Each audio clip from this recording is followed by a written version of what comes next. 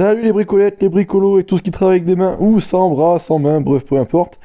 Aujourd'hui, on va parler d'une agrafeuse électrique 12 volts de chez Parkside. On va voir si ça vaut le coup. Générique! Les premiers tests, nous allons les faire sur une plaque de contreplaqué avec une puissance à fond. Vous allez voir que les agrafes sont pas mal enfoncées, mais que pour autant elles ne sont pas carrément encastrées dans le bois. Normalement, il faudrait qu'elles soient un petit peu enfoncées dans le bois. Maintenant, nous allons essayer avec la puissance minimum. Alors déjà, je trouve que c'est pas pratique parce qu'il faut régler cette espèce de molette qui doit régler un ressort. Je ne sais pas comment ça fonctionne. En attendant, quand on s'en sert, eh bien, on s'aperçoit que la puissance est la même. Ce qui fait que le réglage est totalement ridicule et inutile. Maintenant, nous allons faire le test sur une plaque d'aggloméré mélaminé. Et on va voir que ça s'enfonce bien. Mais encore une fois, ça reste un peu aléatoire. C'est le problème de cette agrafeuse. Des fois, ça va avoir une puissance bien suffisante. Et des fois, ça ne sera pas suffisant.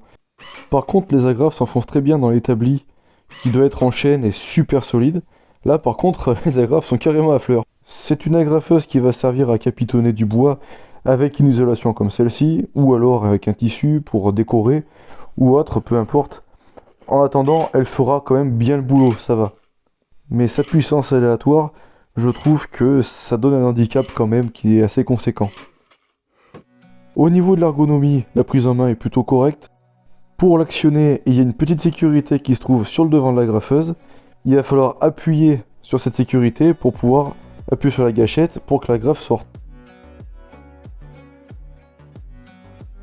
Ce qui est sympa, c'est l'attache ceinture, très pratique. La batterie se met dans le manche comme sur une visseuse ou sur une perceuse. La gâchette se trouve à l'endroit habituel. Et la molette de réglage qui se trouve sur le dessus mais qui ne sert à rien, donc du coup, finalement on s'en fout un peu. Les voyants de la batterie se trouvent sur le côté. Et la poignée est recouverte de caoutchouc, ce qui est très agréable. En conclusion, c'est un appareil totalement dispensable, car la puissance déjà n'est pas réglable, ce qui est pénible. En plus, elle est aléatoire. Elle vaut 25 €. Pour un peu moins cher, vous pourrez trouver une agrafeuse totalement mécanique à ressort, qui sera tout aussi efficace, voire mieux. Allez, je vous souhaite un bon bricolage et à très bientôt. Salut!